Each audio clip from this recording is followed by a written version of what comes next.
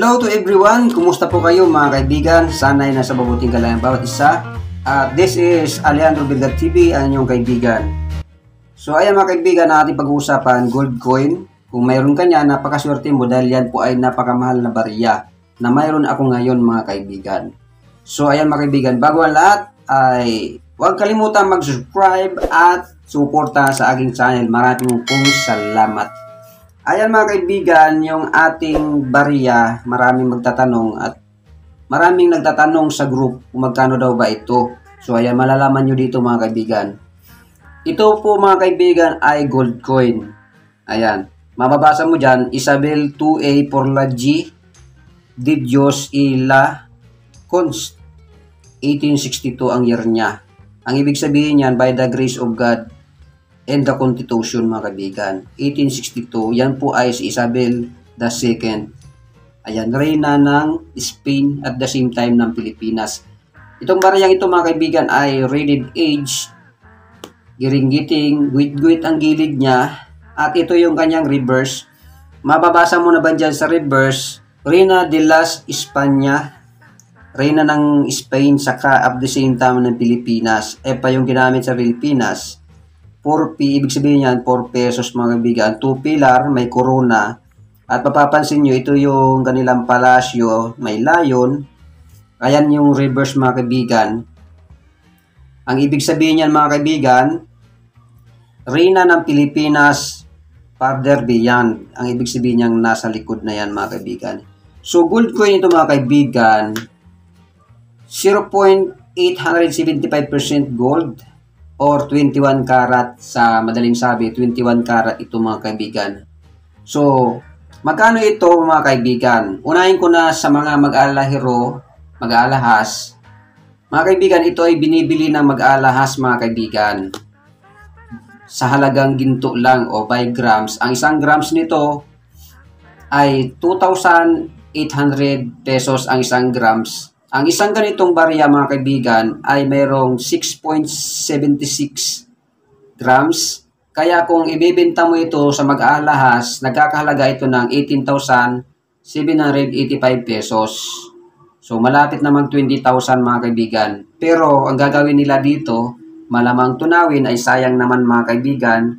Pero kung yung mag-alahas na napagbintahan nyo, ay may kakilalang mga coin collector, ibibenta niya yan sa mga coin collector at patutubuan nila yan.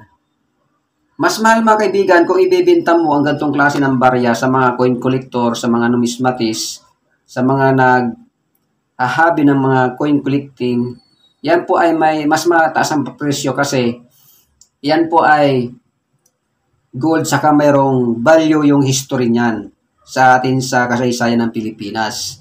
Ang binabayaran po dyan yung history saka yung gold content ng baryang ito. Ayan mga kaibigan, almost 18,785 pesos. Pabago-bago naman po ang presyo, gawa ng nababa, nataas yung gold mga kaibigan. Pero akyat po yan sa 18,000 pesos ang halaga sa gold content sa mag-alas mga kaibigan. So ayan mga kaibigan, sa NGC naman, sa grading company mga kaibigan, nakita ko doon sa kanilang site, MS60, Main Estate 60, nagkahalaga siya ng $775.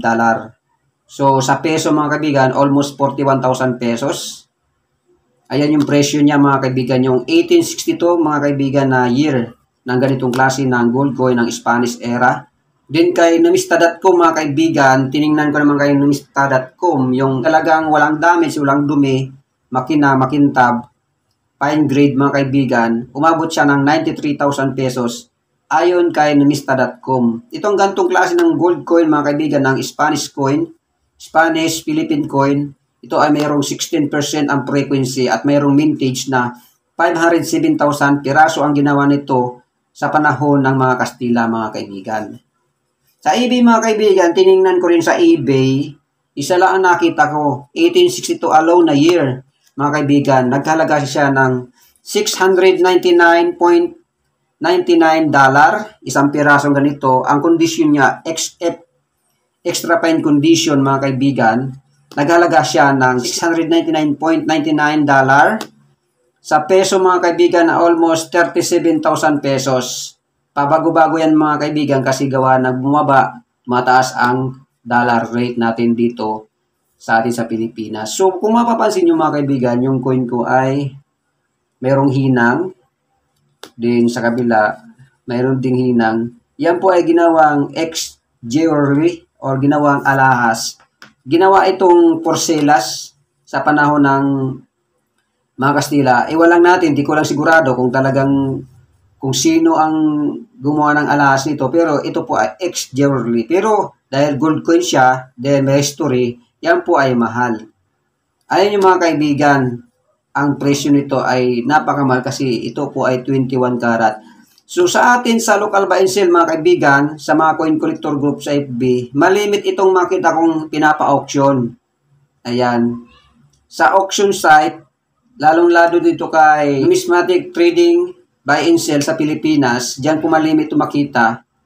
Ito sa auction, sinisimulaan nila sa maliit. Minsan, nagsimula sila sa 3,000 pesos, 5,000. May mga sumasali sa auction nila. Nagpipresyo sila ng gusto nilang presyo na bilhin. Kung sino yung pinakamataas, siya yung mananalo mga kaibigan sa auction mga kaibigan sa mga coin collector group sa FB. So ito mga kaibigan, kung tatanungin nyo ako, sa gold content nito, sabi ko nga kanina, 18,000 above ang presyo nito. Pero kung gantong klase, hindi na po siya kasi XF ang condition niya. Nasa good condition lang siya mga kaibigan. Hindi ito bababa ng 20,000 mga kaibigan pag bininta ito mga kaibigan. Kasi gold po yan mga kaibigan at 21 karat. Pero dito sa auction sa mga coin collector group sa FB, ito po ang pinakamataas ko nang nakita na nag-auction o nanalo, nakabili nito ay umabot ito ng 27,000 pesos ang halaga ng 1862 4 peso Philippine Spanish coin mga kaibigan. So ayan mga kaibigan ang masasabi ko tungkol sa baryang ito. Kung mayroon kang gatong klase ng barya na maganda pa, walang hinang, mas mataas po ang value niyan kasi yan po ay gold coin 21 karat. Sana nakapagbigay ako sa inyo ng magandang impormasyon, accurate price sa gold coin 4 peso 1862 ng Spanish Philippine coin History of the Philippines. Maraming salamat po sa tiwala. God bless you all. Bye-bye.